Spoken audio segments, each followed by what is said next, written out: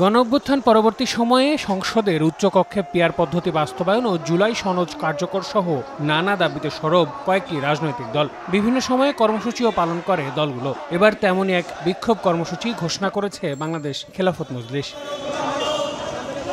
রোববার পুরানা পল্টন কেন্দ্রীয় কার্যালয়ে এক সংবাদ সম্মেলনে সংগঠনটির আমির মাওলানা মামুনুল হক জানান, 18 সেপ্টেম্বর থেকে সারা দেশে ধারাবাহিক বিক্ষোভ কর্মসূচি পালন করবে সংগঠনটি। দাবি আদায়ে যুগপৎ আন্দোলনের বিষয়ে জামায়াতে ইসলামী, ইসলামী আন্দোলন, এবি পার্টি, গণ অধিকার পরিষদ, এনসিপি, নিজামে ইসলামী পার্টি সহ বিভিন্ন রাজনৈতিক দলের সঙ্গে আলোচনা চলছে বলেও জানান তিনি।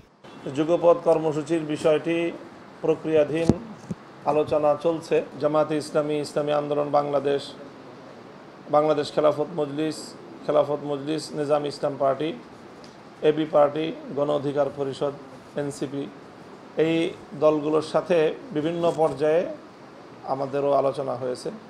সেই আলোচনাগুলো অনানুষ্ঠানিক, আমাদের মধ্যে বোঝাপড়া চলছে এবং শেষ পর্যন্ত অধিকাংশ দাবির ব্যাপারে আমাদের সকলের দৃষ্টিভঙ্গি অভিন্ন আমরা পেয়েছি।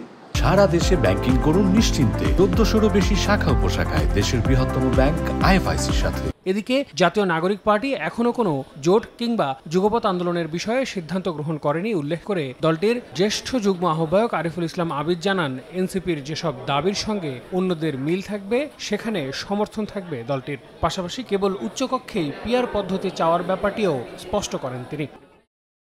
অন্যান্য যে রাজনৈতিক দলগুলোর সাথে আমাদের এই জুলাই সনদের আইনি ভিত্তি এবং গণহত্যার বিচার, জুলাই গণহত্যার বিচার এবং একই সাথে জাতীয় পার্টি সহ 14 দলের সাংগঠনিক কার্যক্রম স্থগিতের বিষয়, এই দাবিগুলো যেই সব দলগুলোর সাথে আমাদের মিল আছে, সেই সব দলের যে রাজনৈতিক কর্মসূচি বা তাদের যে আন্দোলন থাকবে সেগুলোর প্রতি আমাদের এক ধরনের মৌন সংহতি বা ধরেন ইতিবাচক মনোভাব আছে।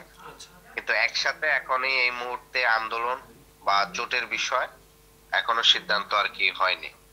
জাতীয় পার্টি ও 14 দলের রাজনীতি নিষিদ্ধ, আসন্ন নির্বাচনে লেভেল প্লেইং ফিল্ড নিশ্চিত করা এবং জুলাই গণহত্যার বিচার দৃশ্যমান করা সহ 5 দফা দাবিতে প্রথমে ঢাকায়, এরপর 19 ও 26 সেপ্টেম্বর সারা দেশে বিভিন্ন রাজনৈতিক দলকে সঙ্গে নিয়ে ধারাবাহিক বিক্ষোভ কর্মসূচি পালন করতে চায় খেলাফতে মজলিস।